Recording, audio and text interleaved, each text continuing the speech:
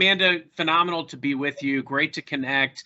And really appreciate the opportunity to dive into some topics today that are near and dear to both our hearts. I know you do a lot of work around time management, and I'm a leader of a team. You lead an organization. From a productivity standpoint, it's something that we're always working toward. But I think sometimes as leaders, we struggle with the how. How do we truly drive productivity with our teams, and why do we do it? So, would love to get your thoughts on that, and I'll turn it to you. Yeah, well, Gallup reports that 75% of staff, as of right now, are unengaged in their day-to-day work, which is just terrifying, right? It costs hundreds of billions of dollars to organizations across the globe because of lack of productivity. And one of the things that actually deters us most is notifications that pop up on our phones, on our laptop screen, right? They did a research study that showed that every time your attention gets deterred by, let's say, a notification, you look at that and you go back to what you were focused on, your brain capacity drops down to as if you were the equivalent of having only 4 hours of sleep. And it takes 45 minutes to get back into that place of focus. When was the last time where you knew you and your staff were taking 45 minutes to turn off everything and just focus? It's rare today. So there's so much that we need to know. My father had first created the 6 steps to time management secrets of billionaires that increases your productivity up to 500%. And he did this actually working for Charlie Munger, who, if you don't know, it's a co-chairman of Berkshire Hathaway with Warren Buffett.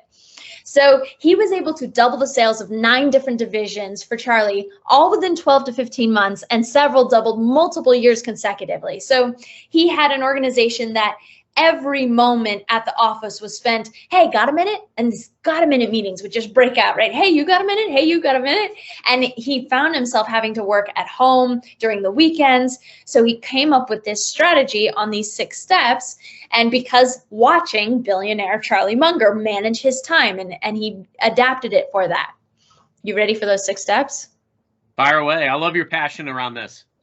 Oh my gosh, are you kidding me? So many people come for the shiny object of, yeah, I need this for sales. Yeah, I need this for marketing. And yet, majority of us, right, billionaires are making billions as opposed to what anybody else below that is making. And they have the same 24 hours in a day. It's just a matter of how they're maximizing it, right? They're working smarter. So step number 1, touch it once. How many times do you go to an email, you read it and you go, oh, okay, I should reply back to that. I'll do that at some point. And then you reread it and reread it. It's the equivalent of having a full week's vacation at the end of the year. You could have saved a week's vacation worth of time if you had read it once. And if you don't know a response, you reply, hey, this is a long thing. I need to think about this. Let's discuss this in our weekly meeting. Or you put it into a folder of this is what I'm going to do later on, right? So taking action. So touch it once is number 1. And for everybody that's listening, make sure you're writing these down, right? Because you want to make sure that you have these. I guarantee you it will only take you 15 minutes in the morning, and that will be one of the most productive days you have ever had. I hear it all day, every day. It happens all the time. People go, oh my God, if only I did this every day. So that's the hard part, is the pig-headed discipline and determination. If you have that, these steps are easy. So step number 2, list off 6 to-dos. So it's not 20 to-dos. It's not, oh, I feel so much better because I keep checking off the list. It's just the top 6. Then number 3, how much time will each one of those steps take? So it'll take me 15 minutes. It'll take me 5 minutes. It'll take me an hour. It'll take me 30 minutes. And then you want to start prioritizing what's most important.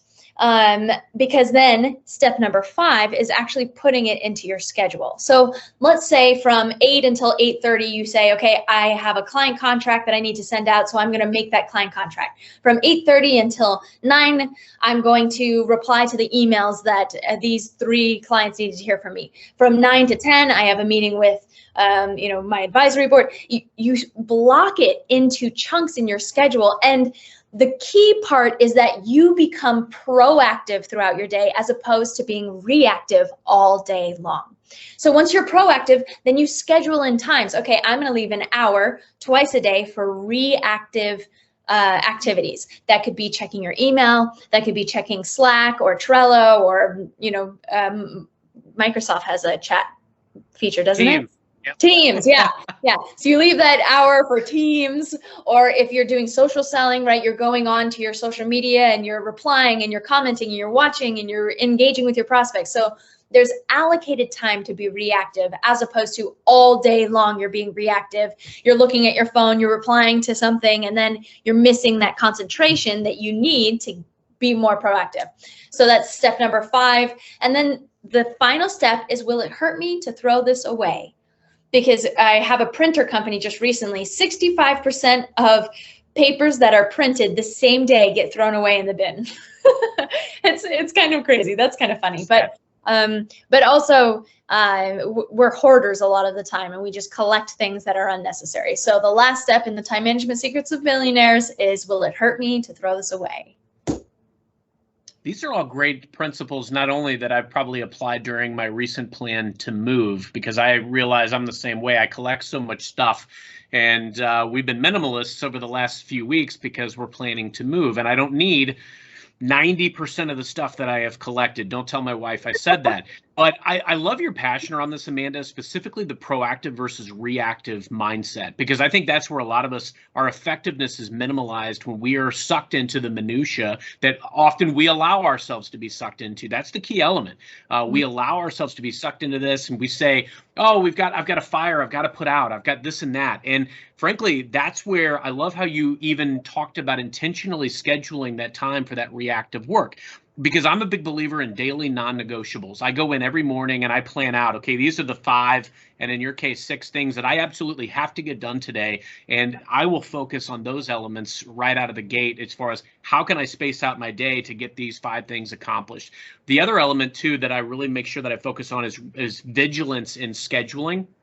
I like how you called out scheduling intentionally things that have to get done in the course of the day, leaving yourself time to do some of the reactive elements. But I'll even look at my schedule and ask myself, is this something that is aligned to my non-negotiables? Is it something that I have to do today? I found when I first started out in selling and in leadership, I was trying to please everyone. I was trying to jump on every call I could that somebody invited me to or asked me to or made a case that I needed to be on.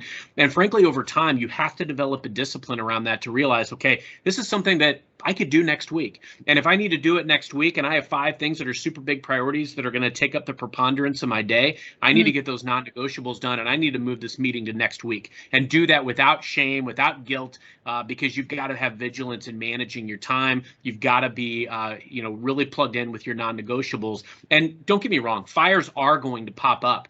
But if you take that proactive approach and you knock out the things you know you have to do, you're going to be a lot more able to address the things as they come up. Just as you highlighted, I love the stat that you said around notifications. I've tried to get better as far as managing my own notifications, but the equivalent of 4 hours of sleep and that ability, don't get me wrong, some days I get 4 or 5, but I know exactly what you mean by that, and as far as how easily you can get pulled in to those types of distractions. So thank you so much for pointing that out. I love that. And it shows that you are an overachiever, right? That you plan out your day the way you do and you prioritize, because so many people get lost in the clutter, right? They're always busy. They're busy doing all these things. Or even they'll put into their schedule, okay, these are all the things I need to do. And then it'll set an expectation, because if you have it down to every 15 minutes I have something planned, then at the end of your day, you already see, oh, I can't do the 2 biggest things that I needed to get done. That happens so often for executives, for salespeople, right? That it's great that you have that intrinsically in you, but a lot of people need those steps to remember and to actually proactively do that. When I first started doing this exercise for the first few months, I would perpetually I would find that I would have to redo my schedule every time, because I would put the hardest things at the end, and then I'd be like, okay, wait, but realistically, I won't have the brain power for that. I need to move that up to the first of the day, right? The first thing I need to do. And then you become smarter and you realize, okay, when I take a 15-minute walk, just a breather outside, and I walk around the block, that's so nice. I'm going to put that into my schedule, right? I'm going to put in working out, right? So these things start to become, you have more time to have more balance in your life as well. And then you're more productive, right? So it's good. Just talking to you, I already can think of some additional things that I need to take into consideration as I make my daily schedule, but I'm here to learn too. So I appreciate you tackling that element. One of the other things that I really wanted to discuss today, so, as a people leader, we spend a lot of time making sure that not only are we coaching our team, but we're helping them think about the big picture. And I think a lot of times too, specifically, we're in a day and age where a lot of people have a hand in writing elements of their appraisals very often, because it's key that we're able to point out some of the things that we contribute to the business. And I spend a lot of time really focusing on impact. So impact that you're having with customers, with other people that you work with your colleagues, with your team, with the organization, but also outcomes. What outcomes are we driving? How are we truly, we're part of a buying journey, right? For the organizations that we align with. So how are we driving that? So I'm interested in your philosophies on impact, how we can have more impact. What are the key things that sellers and leaders can be doing today to increase the impact and outcomes that they are driving? Yes. Okay. I have a good quotable quote from my father. The strategist will slaughter the tactician every single time. So I'm going to give a little brief bit, and this comes from chapter 4 of my father's book, The Ultimate Sales Machine, which is in the top 10 most recommended sales books of all time now. Thank you so much, all of you, for recommending. It's so wonderful. So imagine that you're in a stadium. Let's even say that you've reached out let's say like 100 people on LinkedIn and you're trying to prospect. Research shows, okay, let me backtrack. So if you were in front of those people, what would be the title of your talk to try and get their attention? What would you say if I put you on the mic, right? So majority, let's say, we'll use LinkedIn for example. Majority of people will say something like, hey, I have this really great product that I have. I would love to talk to you about it. We're really great. We've been around for this number of years. Everyone says we're great, right? Let's talk. Right? So research shows that if you're talking about your product or service, and let's say you're talking to 100 people, roughly around 3% will be interested. So for those that are watching, I highly recommend drawing a triangle. So if you draw that triangle and just put a line at 3%, that's the buying now. They're in that buying now category. So of the 100, about 3% will always be in that buying now category. Another 7% are open to it. So you can do a little line at 7%. And then the remainder of this is 30% are not thinking about it. Another 30% think that they're not interested. And then the last 30% are definitely not. So when you look at this buyer's pyramid, okay, my pen died. 90% of that buyer's pyramid is not interested in you, your product, or service, right? So for every person that's reaching out saying, hey, I want to talk to you about me, my product, and my service, you are competing with just that 3% that are in the buying now category. So what can we do to educate our prospects to get the attention of everyone in that buyer's pyramid rather than just that 3%? I'm going to pause here and talk with you about it, and then I'll give you some examples. What do you think about that? Utterly magical, Amanda. I spend a lot of time talking with sellers and leaders. I've been very fortunate because I started doing social selling a long time ago, before I had results in social and when it was kind of an anomaly, because I believed in the probability factor. If I was to reach out to a larger number of prospects with sound messaging, that I would enhance my probability of success in getting those meetings. But social only opens the door. There are ways that social can help you stay top of mind, but it's what you do once you've created and fostered that relationship to nurture it down the road that is ultimately going to determine the success for both parties. Now, the other element that you highlighted is so spot on, because it's a probability game. And I love that you said that the majority of folks are going to do exactly what you outlined. They're going to reach out, they're going to talk about either themselves or their product, and they're going to go down this rabbit hole. They're going to be ignored. It's kind of like applying to a job. You've got to understand that even if you feel you're the most qualified for that job, there's probably 1,000 other people that feel exactly the same way. So how are you standing out? Are you just doing a resume on a job board, or are you creating a video resume? Are you trying to connect with the people that are the decision makers that would ultimately hire you? Are you casting a very wide net? And it's the same philosophy in selling. Selling is a people and process game. It's about relationships and resources. And, when you go out, even just clicking on, I'm going to hit connect. If I go out and I find your LinkedIn profile today and I just hit connect, I've got a 10% chance of getting an acceptance. But we can focus on the quality of our outreach and our messaging. We can focus on the quantity, the total number of outreach that we do, and also the consistency over time. It's nothing to go out today and let's say I try to connect with 5-10 people. Great. But if I never do it again, I'm not going to develop any relationships, and I'm sure not going to develop any pipeline. So I think the key element that we've got to focus on as sellers and as leaders is making sure that we enhance our chance of success. My acceptance rate on LinkedIn when I prospect is closer to 45% now. Nice. Because I leverage a very targeted message that is personalized to what I feel is going to be meeting them where they are. Buyers are 56, 57% down the path nowadays as far as the thought process or the process of evaluating solutions. So we're meeting them at a very interesting time where they have a lot of information at their fingertips. Bottom line, we have to stand out. Yes. I could go into that really far, but and I love what you were just saying. I'm going to back it up just a moment to just that initial, what's going to grab them at that very first touch. And I use LinkedIn because I know that you're very, you use LinkedIn a lot, but this can be across any medium. So let's just talk about the message here. So, and then it can go into any different marketing vehicle or sales vehicle. So we had a client in Dubai. They went from they hadn't sold one high-end real estate. They sold like $1 million to $5 to $10 million condos, second homes in Dubai. And they sold to Fortune 500 CEOs, which is a very difficult target prospect, right? And they were talking about, hey, would you like to see these beautiful granite tops? The lighting is so beautiful. It's by the ocean, right? That's only going to get 3%, which of Fortune 500 is a very small percentage, right? So instead, we changed their stadium pitch to why wealthy CEOs are at risk for heart disease, diabetes, and premature death, and what you can do about it. Because we did research and we found that Fortune 500 CEOs, one of the biggest issues that they have is really health, right? They're under so much pressure. The average CEO, Fortune 500 CEO, sleeps 4 to 5 hours of sleep a night. And yet research shows that you're 200% more likely to get cancer, 25% more likely to have a heart attack, right? Because of sleep. It matches to sleep. And then we were able to find market data that proves that if you even take vacations more regularly, that your productivity increases significantly. I forget what the stat is. I forget off the top of my head. It's like 79% or something.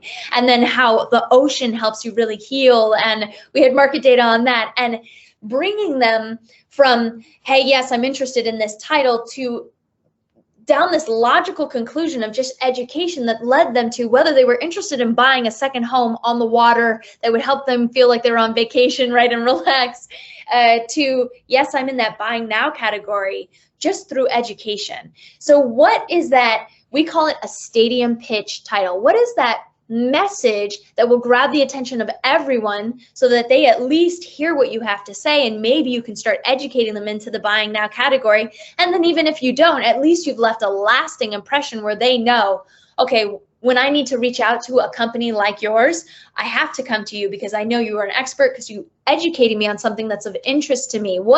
So everybody that's listening to this, what is something that keeps your prospect up at night? And I will tell you, majority of the time, it's not your product or service, which is a bit of a shock to many people, right? When I ask people that, they go, oh, yes, well, it's my product. No, majority of the time, it's not. So what keeps them up at night? And then what can you offer them that educates them about that pain point and brings them to a solution?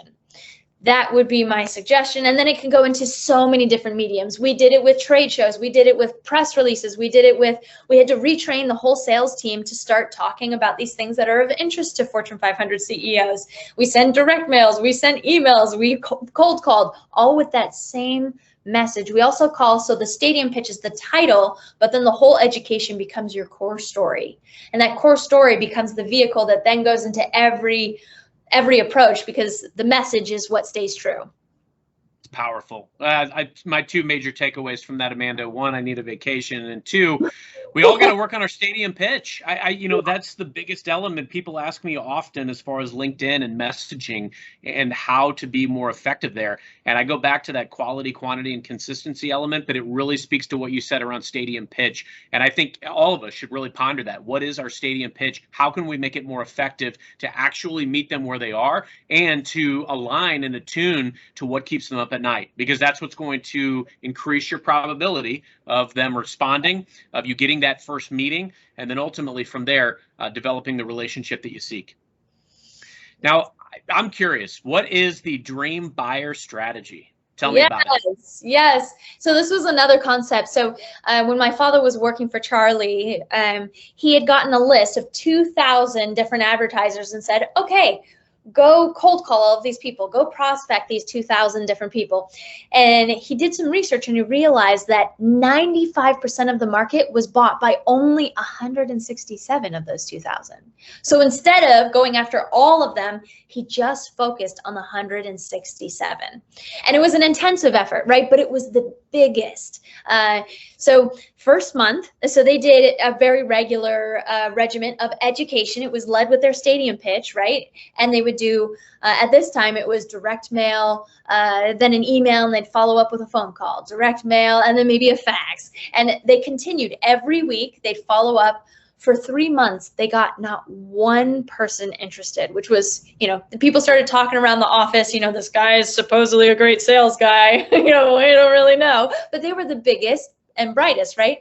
And in the 6th month, my father closed the largest contract that the industry had ever seen. He brought Xerox into the fold, right? They did a crazy huge spread. And then subsequently after that, 28 more of those 167 signed. They doubled sales in the 6th month and continued to double sales year after year and in all 9 divisions. And what the key of this is, and this is a good quotable quote for everyone, mastery isn't about doing 4,000 different things. It's about doing 12 things 4,000 times, right? So it wasn't about going after the shiny object. There is one skill set. It's called the dream buyer strategy. We also call it the best buyer strategy. How can you get better at prospecting those big clients that will completely change your world?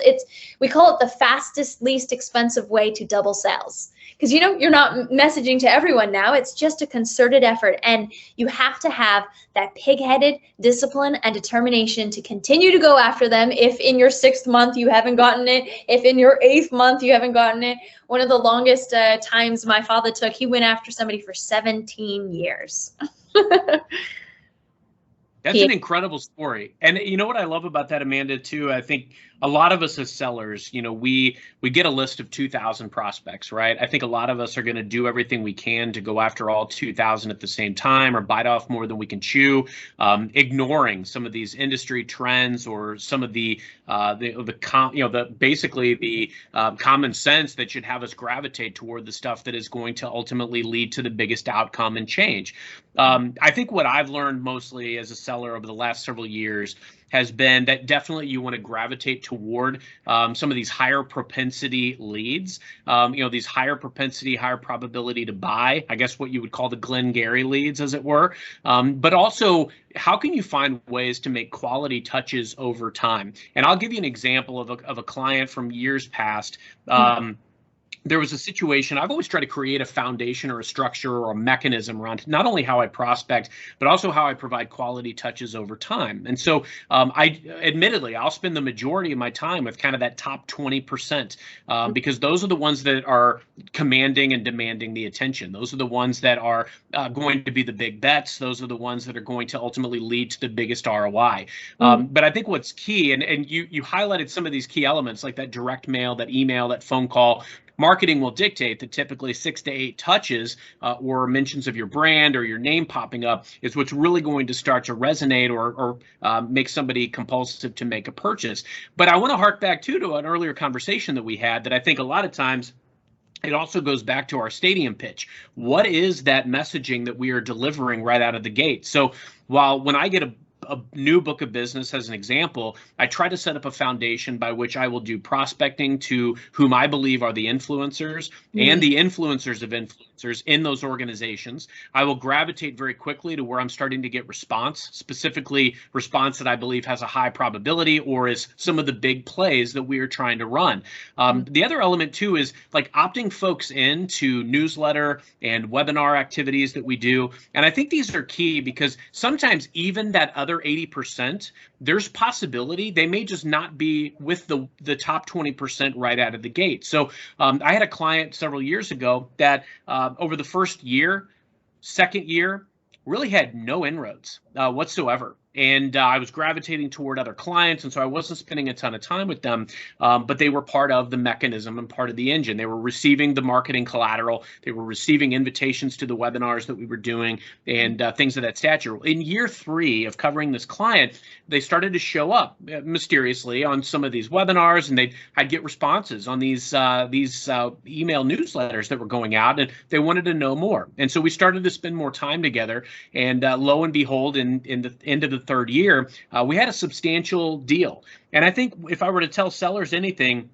your top 20% can change, but you definitely need to be focused on that top 20%. I've been one that in years past, I've tried to chase every client like they were all the A client, but you just can't do that. And I think if I were to sum up everything that we've talked about thus far today, Amanda, especially around scheduling and how you think about your time, if you talk about your message and your stadium pitch, the other element being, who am I spending my time with and why? You need to be able to justify the time that you're spending with these top prospects, because the others, you don't want to get dragged into a lot of things that aren't going to equate to a mutual win. Now, don't get me wrong. If a client in the 80% is engaging quite frequently, I certainly want to help. And if there's a resource that I can bring to bear, I want to do that. But I think those are the elements that you really want to think about. And I'm going to sum up by saying the line you said around how can you get better with the clients that are going to completely change your world. I think that's what we all have to think about today. I love that. I love so much of what you're saying. I keep saying I could dive more into the buyer's journey and how it's different. I'll give you an example of automotive. Over the 10 years ago, the average prospect went to 6 different dealerships before making a buying decision. Today, they go to 13 websites and only 1.8 dealerships. So we're seeing so much of that happen online now. And the average B2B prospect looks at 5 different pieces of content before reaching out to a salesperson. We really have to make sure that we have that education there, and we're dictating what that education is. And within that education and those communications, we're resetting the buying criteria, right? We're teaching them how to be great buyers of our products, right? If you know that you've been in business for 25 years, if you know that you have certain equipment that others don't, if you know you have features that others don't, you teach them, here's the 5 things you need to know before buying something, a product like mine or a service like mine, right? And there's so much strategy that gets lost in the content and the communication that we do with our prospects today, because we're just checking off a box, right? Oh, I need to do an email. Okay, I'll just write out an email because it's easy. The ROI for email is 40 times what you would normally get from Facebook or Twitter. Amazing. And yet we underutilize these things because it's so much easier today than only hitting the phones and cold calling. So if anything that you could grab from this conversation, I think it's really thinking, how can I be strategic? How can I provide value in a way that's a benefit to them? Because just establishing rapport and finding the need of the 7 steps to a sale, if you do those things appropriately, and what superstars do is they spend majority of their time on those first 2 steps, you're 65% of the way to a sale, right? Just provide value. Totally agree. It's all about the value that we can add. We've got to shift to where they are. I loved how you shared that statistic around the automotive industry. We've got to shift to where people are. If they're checking out websites, then we've got to make sure that our website is going to be up to snuff as far as getting that conversation, getting that buyer to engage. So meet them where they are. A lot of that is social. And that's why I think social is becoming so prominent. But also the other thing that you highlighted was know your competition. Do a SWOT analysis on your competitors and understand where they have opportunities and threats. And ideally, make those your strengths. Make those the things that you really expound upon as far as your own strengths, because those are the things that are going to, if somebody's looking for those elements, you want them to be looking at you. I love that. I love that.